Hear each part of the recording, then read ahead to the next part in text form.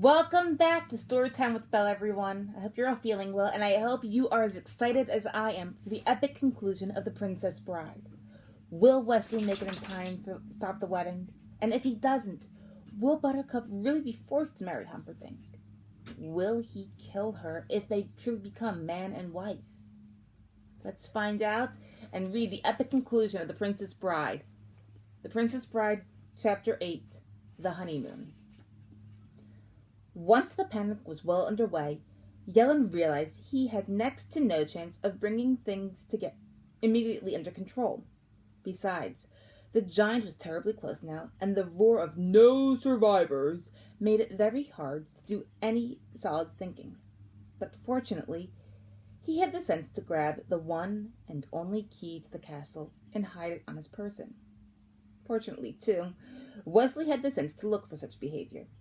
"Give me the key," Wesley said to Yellen, once Inigo had his sword securely pressing Yellen's Adam's apple. I have no key," Yellen replied. "I swear on the grave of my parents, my mother's soul forever sizzles in torment if I'm lying." "Tear off his arms," Wesley said to Fezzik, who was sizzling a bit himself now, because there was a limit to how long a Holocaust cloak was really good for, and he wanted to strip a bit. But before he did that, he reached for Yellen's arms. "This key, you mean?" Yellen said, and he dropped it, and after Inigo had taken his sword, they let him run away. "Open the gate," Wesley said to Fezzik. "I'm so hot," Fezzik said. "Can I take this thing off first?" And after Wesley's nod, he pulled the flaming cloak away and left it on the ground, then unlocked the gate and pulled the door open enough for them to slip through. "Lock it, and keep the key, Fezzik," Wesley said. "It'll be just at 5:30 now. Half an hour left to stop the wedding." "What do we do after we win?" Fezzik said, working with the key, forcing the great lock to close. "Where should we meet? I'm the kind of fellow who needs instructions." Before Wesley could answer, Inigo cried out and readied his sword. Count Rugen and 4 palace guards were rounding a corner and running toward them. The time was 5:34. The wedding itself did not end until 5:31, and Humperdinck had to use all of his persuasive abilities to get even that much accomplished. As the screaming from the outside of the gate burst all bounds of propriety, the prince interrupted the Archdeacon with the gentlest manner and said, "Holiness, my love is simply overpowering my ability to wait. Please skip to the end of the service." The time was 5:27. "Humperdinck and Buttercup," the Archdeacon said. "I am very old, and my thoughts on marriage are very few. But I feel I must give them to you on this most happy of days."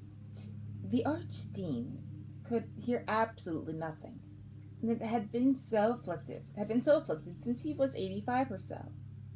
The only change that had come over to him in past years, was that for some reason his impediment had gotten worse.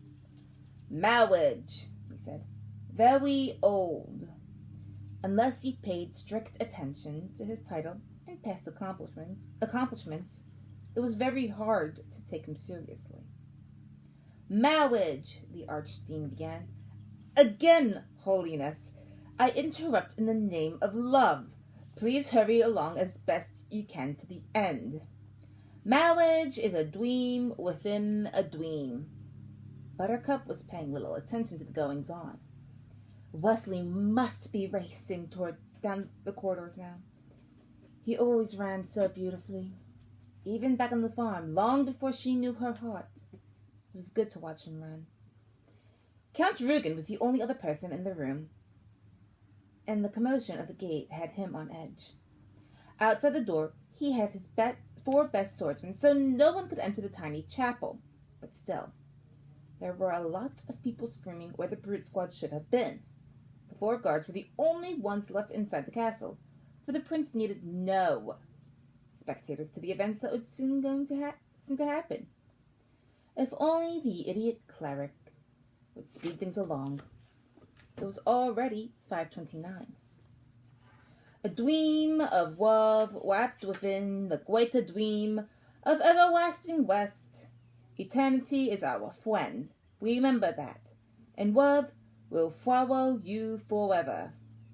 It was 5:30 when the prince stood up and approached the archdeacon firmly.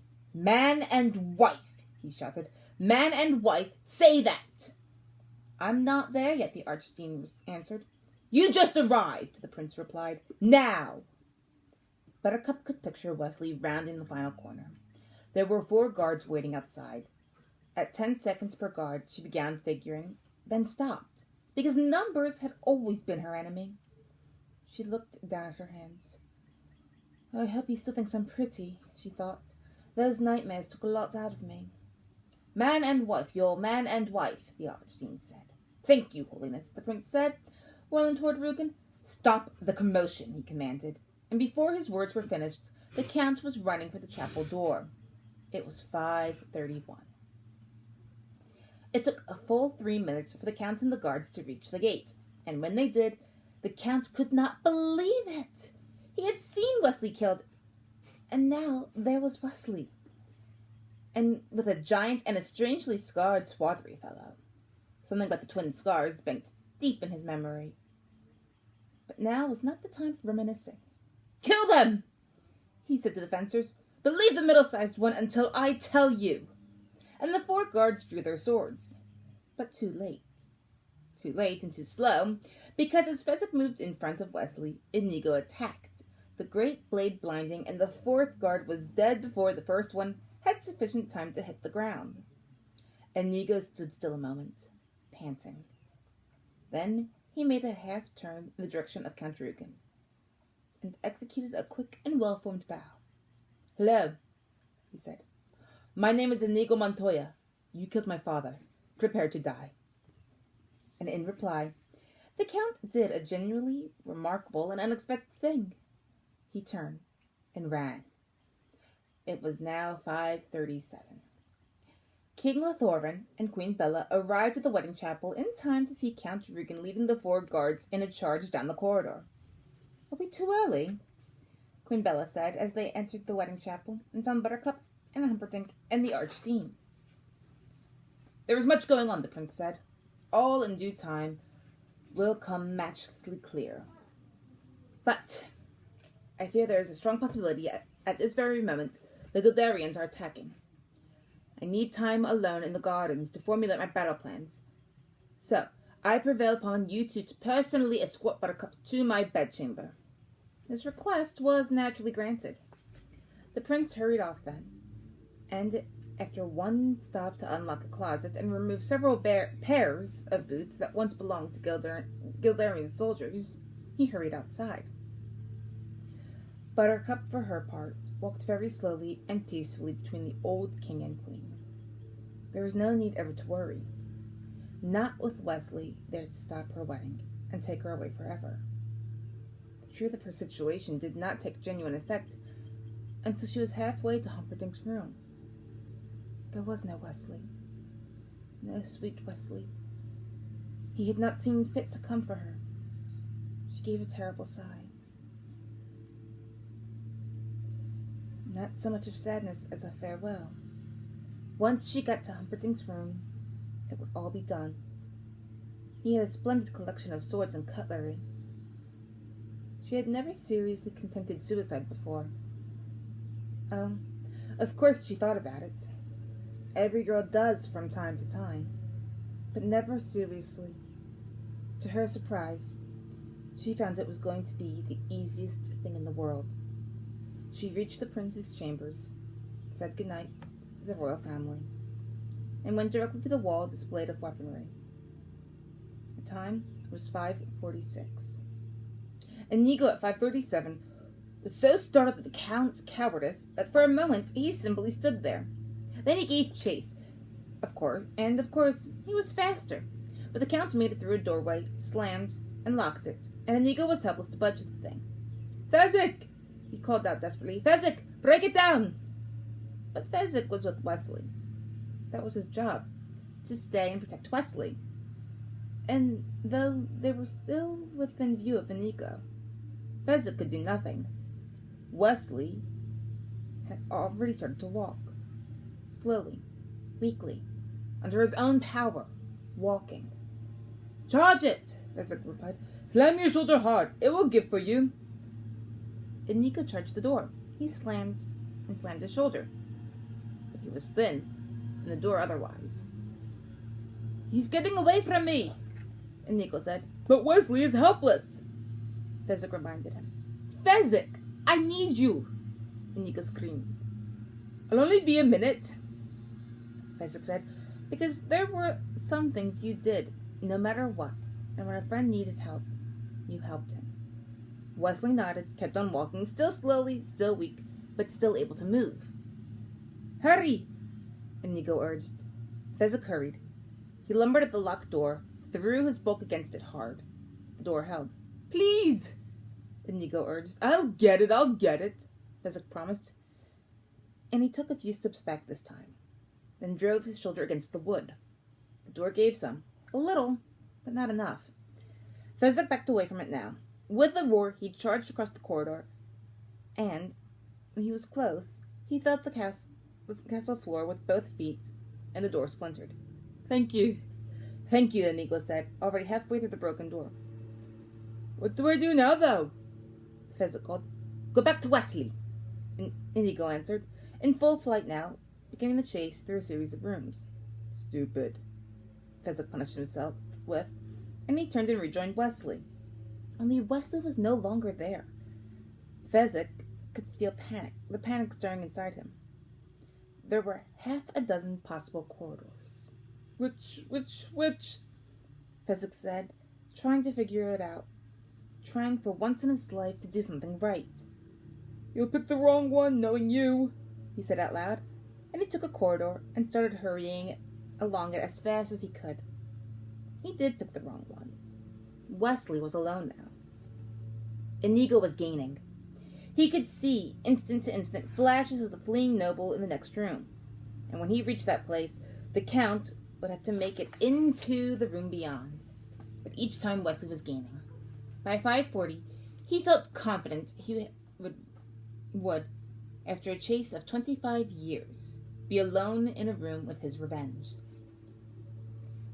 By 5:48, Buttercup felt quite sure she would be dead. It was still a minute before that she stood staring at the prince's knives. The most lethal looked to be the one most used, the Florinese dagger. Pointed at the end, it entered easily, growing into a triangular shape by the hilt. For quicker bleeding, it was said. They were made in varying sizes, and the prince's looked to be one of the largest, being wrist-thick where it joined the handle. She pulled it from the wall, put it to her breast. "There are always too few perfect breasts in this world. Leave yours alone," she heard. And there was Wesley on the bed. It was 5:48, and she knew she would never die. Wesley, for his part, assumed he had till 6:15 for his hour to be up. That was, of course, when the hour was up. Only he didn't have an hour. Only 40 minutes. Till 5:55, actually. 7 minutes more. But, as has been said, he had no way of knowing that. And Inigo had no way of knowing that Count Rugen had a Florinese dagger, or that he was an expert at the thing. It took Inigo until 5:41 before he actually cornered the Count in the billiard room. "Hello," he whispered to say. "My name is Inigo Montoya. You killed my father. Prepare to die." What he actually got out was somewhat less. "Hello, my name is Inigo." And then the dagger was rearranged his insides. The force of the blow sent him staggering backward into the wall. The rush of blood weakened him so quickly he could not keep to his feet. Domenico, he whispered. And there he was, at 42 minutes after 5, lost on his knees. Buttercup was baffled by Wesley's behavior. She rushed to him, expecting to be met halfway in a wild embrace.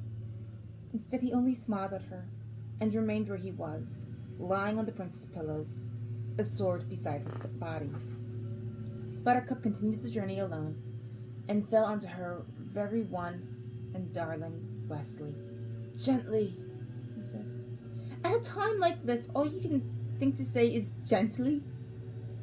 "Gently," Wesley repeated, not so gently this time. She got off him. "Are you angry at me for getting married?" She wondered. "You are not married," he said softly. Strange his voice was. "Not to my church or any other. But this old man did pronounce. Buddhas happen every day, don't they, Your Highness?" And now his voice was stronger as he addressed the prince, who entered, muddy boots in hand. Prince Humperdinck drove for weapons, and the sword flashed in his thick hands. "To the death!" he said, advancing. Wesley gave a soft shake of his head. "No," he corrected. "To the pain." It was an odd phrase, and for a moment it brought the prince up short. Besides, why was the fellow just lying there? Where was the trap? "I don't think I quite understand." Wesley lay without moving, but he was smiling more deeply now. "I'll be only too delighted to explain." It was now 5:50. 25 minutes of safety left. There were 5. He did not know that. How could he know that? Slowly, carefully, he began to talk. Inigo was talking too. It was still 5:42 when he whispered, "I'm sorry, Father." Count Rugen heard the words, but nothing really connected until he saw the sword held in Inigo's hand. "You're this little Spanish brat I taught a lesson to," he said, coming closer now, examining the scars. "It's simply incredible. Have you been chasing me all these years only to fail now? I think it's the worst thing I've ever heard. How marvelous." Inigo could say nothing. The blood fauceted from his stomach. Count Rugen drew his sword. "Sorry, Father. I'm sorry." "I don't want your sorry. My name is Domenico Montoya, and I died for that sword, and you can't keep your sorry. If you were going to fail, why didn't you die years ago? Rest in peace." And then McFerguson was after him too. "Spaniards! I never should have tried to teach a Spaniard. They're dumb. They forget. What do you do with a wound? How many times did I teach you? What do you do with a wound?" "Cover it," Inigo said. He pulled the knife from his body and stuffed his left fist into the bleeding. Inigo's eyes began to focus again. Well, not perfectly, but enough to see the Count's blade as it approached his heart. And Inigo couldn't do much with the attack.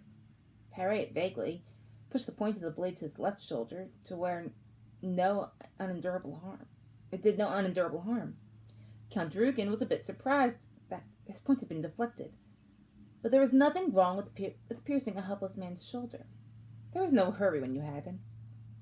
McFerguson was screaming again. "Spaniards! Give me a Polak any time. At least Polacks will remember to use the wall when they have one. Only the Spaniards will forget to use a wall." Slowly, inch by inch, Inigo forced his body up the wall, using his legs just for pushing, letting the wall do all the supporting that was necessary. Count Rugen struck again, but for any number of reasons, most probably because he hadn't expected the other man's movement, he missed the heart, and had to be content with driving his blade through the Spaniard's left arm. Inigo didn't mind. He didn't even feel it.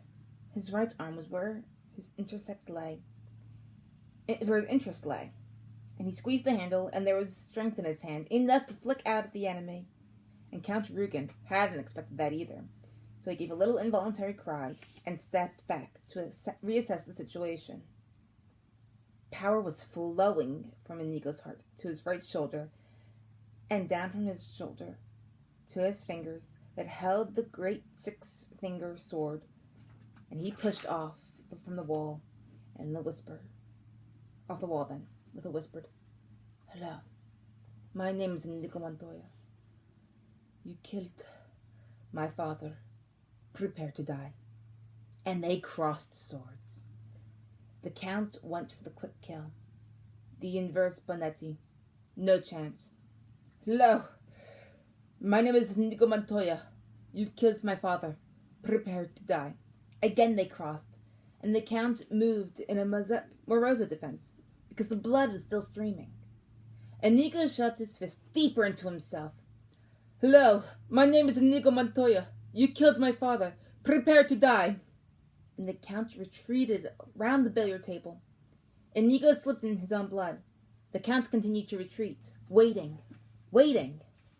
"Hello, my name is Inigo Montoya. You killed my father. Prepare to die." He dug with his fist, and he didn't want to think that what he was touching and pushing and holding into place, but for the first time, he felt able to move, so the six-finger sword flashed forward. And there was a cut down one side of Count Rugen's cheek. Another flash, another cut, parallel bleeding. "Hello, my name is Inigo Montoya. You killed my father. Prepare to die." "Stop saying that!" The Count was beginning to experience a decline of nerve. Inigo drove for the Count's left shoulder, as the Count wounded his. Then he went for the Count's left arm, the same spot the Count had penetrated his. "Hello!" Stronger now. "Hello! Hello, my name is Inigo Montoya. You killed my father. Prepare to die." "No." "Offer me money." "Everything," the Count said. "Power, too. Promise me that." "All I have and more, please." "Offer anything I ask for." Yes, say it." "I want Domenico Montoya, you son of a bitch." The six-fingered sword flashed again, and the Count screamed. "That was just the left of your heart." Inigo struck again. Another scream. "That was just below your heart. Can you guess what I'm doing?" "Cutting out my heart." "You took mine when I was 10. I want yours now. We are lovers of justice, you and I. What could be more just than that?" The Count screamed one final time, and then fell dead of fear. Inigo looked down at him. The Count's frozen face was petrified and ashen, and the blood still poured down the parallel cuts. His eyes bulged wide, full of horror and pain. It was glorious, if you like that kind of thing. Inigo loved it. It was 5:50 when he staggered from the room, heading he knew not where, or for how long, but hoping that whoever had been guiding him lately would not desert him now. "I'm going to tell you something once, and whether you die or not is strictly up to you," Leslie said, lying pleasantly on the bed. Across the room, the prince held his sword high. "What I'm going to tell you is this. Drop your sword, and if you do, then I will leave with this baggage here." He glanced at Buttercup. "And you will be tied up, but not fatally, and will soon be free to go about your business. If you choose to fight, well, we will not both leave here alive." "I expect to breathe a while," the prince said. "I think you're bluffing. You have been prisoner for months. I killed you myself less than a day ago. I doubt that you have much left in your arm." "Possibly true," Wesley agreed. "And when the moment comes, remember that I might indeed be bluffing. I could, in fact, be lying right here, because I lack the strength to stand. All that, weigh carefully. You are only alive now because you stood to the pain. I want the phrase explained." "My pleasure." It was 5:52 now. 3 minutes left. He thought he had 18. He took a long pause, then started speaking. "Surely you must have guessed I am no ordinary sailor. I am, in fact, Roberts himself. I am, in fact, not the least surprised or awed. To the pain means this. If we duel, and you win, death for me. If we duel, and I win, life for you. But life on my terms. Meaning?" This could still be a trap. His body was at the ready. "Those who credit you with skill as a hunter, though I find that doubtful. The prince smiled. The fellow was baiting him. Why? And if you hunt well, then surely, when you tracked your lady, you must have begun at the cliffs of insanity. The duel was fought there, and if you noted the movements and strides, you know well that those were masters battling. They were. Remember this. I won that fight, and I am a pirate. We have our special tricks with swords. It was 5:33. It was 5:53. I am not unfamiliar with this deal. The first thing you'll lose will be your feet, Wesley said. The left, then the right, below the ankle. You will have stumps available to use within 6 months. Then your hands, the wrists, they heal somewhat quicker. 5 months is a fair average. And now Wesley was beginning to be aware of strange changes in his body, and he began talking faster and louder. Next to your nose. No smell of dawn for you. Followed by your tongue, deeply cut away. Not even a stump left. Then your left eye, and then my right eye, and then my ears. And shall we get on with it? The prince asked. It was 5:54. Wrong! Wesley's voice rang across the room. You keep your ears. You keep. Your ears you keep. So that every shriek of every child at seeing your hideousness will be yours to cherish. Every babe that weeps in fear as you approach. Every woman that cries, Dear God, what is that thing? Will reverberate forever in your perfect ears. That is what the pain means. It means I will leave you to live in anguish, in humiliation, in freakish misery. Until you can stand it no more. So there you have it, pig. There you know. You miserable, vomitous mass. Did I say it now? And live or die. It's up to you. Drop your sword. The sword crashed to the floor. It was 5:55. Wesley's eyes rolled into his head, and his body crumpled and half-pitched from the bed. The prince saw that and went to the floor, grabbing for his sword, starting to bring it up high. And Wesley cried out, Now you will suffer, to the pain! His eyes were open again. Open and blazing. I'm sorry. I meant nothing. I didn't look. The prince dropped his sword a second time. Tie him. Wesley said to Buttercup. Be quick about it. Use curtain sashes. They look enough to hold him. You do it so much better, Buttercup replied. I'll get the sashes, but I really think you should do the actual tying. Woman! Wesley roared. You are the property of the dread pirate Roberts, and you do what you're told. Buttercup gathered the sashes and did what she could with tying up her husband. Humperdinck lay flat while she did it. He seemed strangely happy. I wasn't afraid of you, he said to Wesley. I dropped my sword because it would be so much more pleasure for me to hunt you down. You think so, do you? I doubt you'll find us. I'll conquer Gilder, and then I'll come for you. The corner you least expect. When you round it, you will find me waiting. I am king of the sea. I await you with pleasure, he called to Buttercup. Is he tied yet? Sort of. There was movement in the doorway, and then Inigo was there. Buttercup cried out at the blood. Inigo ignored her, looked around. Where's Fezzik? Isn't he with you? Wesley said. Inigo leaned for a moment against the nearest wall, gathering strength. Then he said, Help him up, to Buttercup. Wesley, Buttercup replied. Why does he need me to help him? Because he has no strength. Now do what you're told, Inigo said. And then suddenly on the floor, the prince began struggling mightily with the sashes, and he was tied. And tied well. But power and anger were both on his side. You were bluffing. I was right the first time, Humperdinck said. And then Inigo said, That was not a clever thing of me to let slip. I'm sorry. And Wesley said, did you at least win your battle? And Inigo said, I did. And Wesley said, let us try to find some place to defend ourselves. At least perhaps we can go together. And Buttercup said, I'll help you up, poor darling. And Fezzik said, oh, Inigo, I need you, please, Inigo. I'm lost and miserable and frightened. I just need to see a friendly face. They moved slowly toward the window.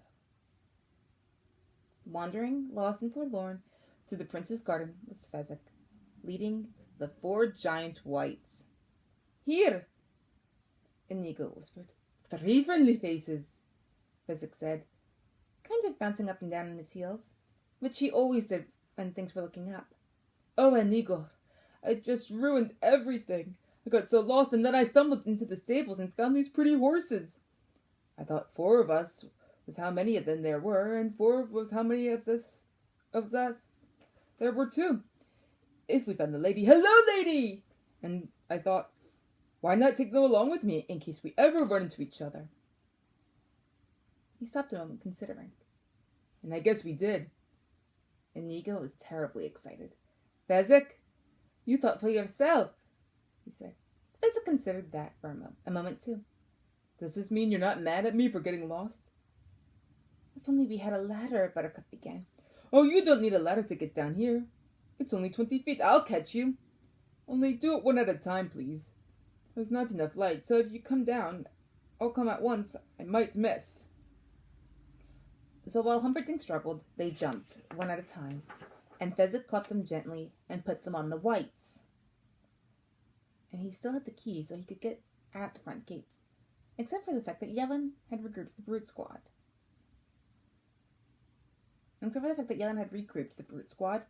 They would have gotten out without any trouble at all. As it was, when Fezzik unlocked the gate, they saw nothing but armed brutes in formation, Yellen at their lead, and no one smiling. Wesley shook his head. I am dry of notions. Child's play, of all people, Buttercup said, and she led the group toward Yellen. The Count is dead. The prince is in grave danger. Hurry now, and you may yet save him. All of you, go! Not a brute moved. They obey me, Yellen said, and I am in charge of enforcement, and I, Buttercup said. I, she repeated, standing up in the saddle, a creature of infinite beauty, and eyes that were starting to grow frightening. I, she said for the 3rd and last time, am the Queen! There was no doubting her sincerity, or power, or capability for vengeance.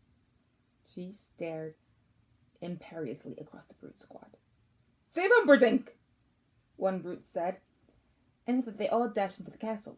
Save Humperdinck, Yellen said, and the last one left. But in his heart, he wasn't in it. Actually, that was something of a fib, Buttercup said, as they began to ride for freedom. See, as Lathoran hasn't officially resigned, I thought I am the queen sounded better than I am the princess. All I can say is I'm impressed, Wesley told her. Buttercup shrugged. I've been going to royalty school 3 years now. Something had to rub off. She looked at Wesley. You're all right. I was worried about you back in the bed there. Your eyes rolled up into your head and everything. I suppose I was dying again, so I asked the Lord of permanent affection for the strength to live the day. Clearly, the answer came in the affirmative. I didn't know there was such a fellow, Buttercup said. Neither did I, in truth. But if he didn't exist, I didn't want to either. The 4 great horses seemed almost to fly across the Florin Channel.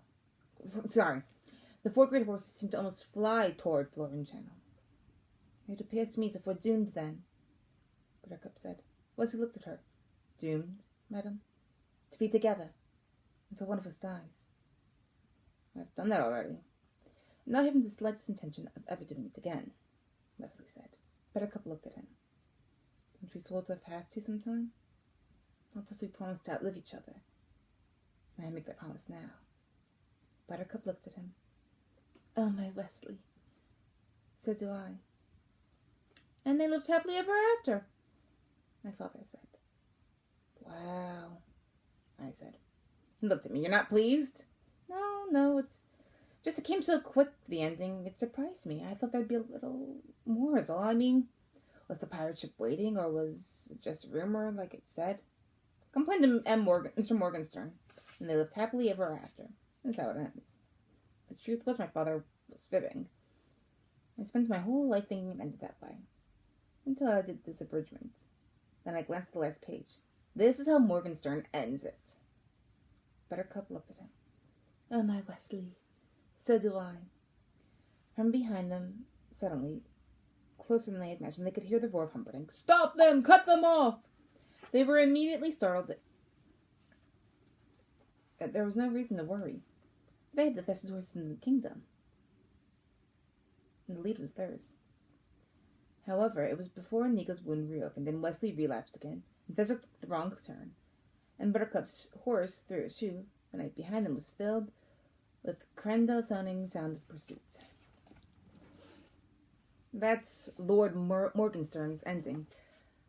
Lady or the Tiger type effect. This was before the Lady or the Tiger, remember. Now, he was a satirist. So he left it that way. And my father was, I guess I realized too late, a romantic. So he ended another. Well, I'm an abridger, and I'm entitled to a few ideas of my own. Did they make it? Was the pirate ship there? You can answer it for yourself. But for me, I say it was yes. And yes, they got away, and got their strength back, and had lots of adventures. And more than their share of laughs. But that doesn't mean I think they had a happy ending. Because in my opinion, they squabbled a lot.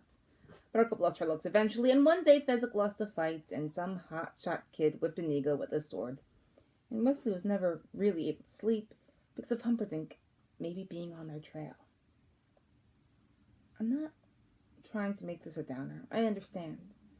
I mean, I really do think that love's the best thing in the world. Except for cough drops. But I also have to say, for the umpteenth time, that life isn't fair.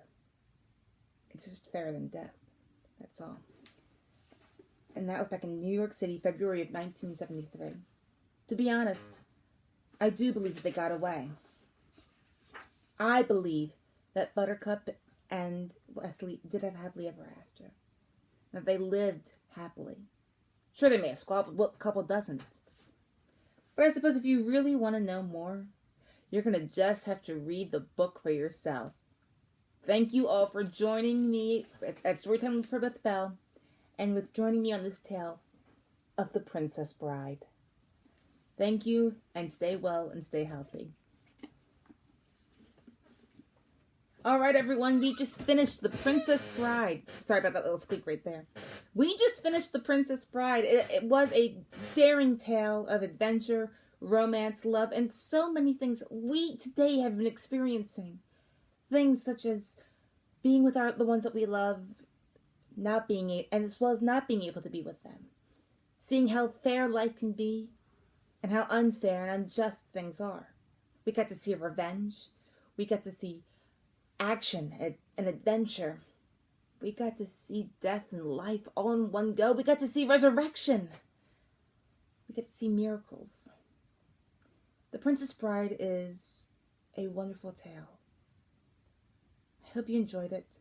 I hope you will one day read it yourself. And I hope you will always know that true love does conquer all. Thank you all so much.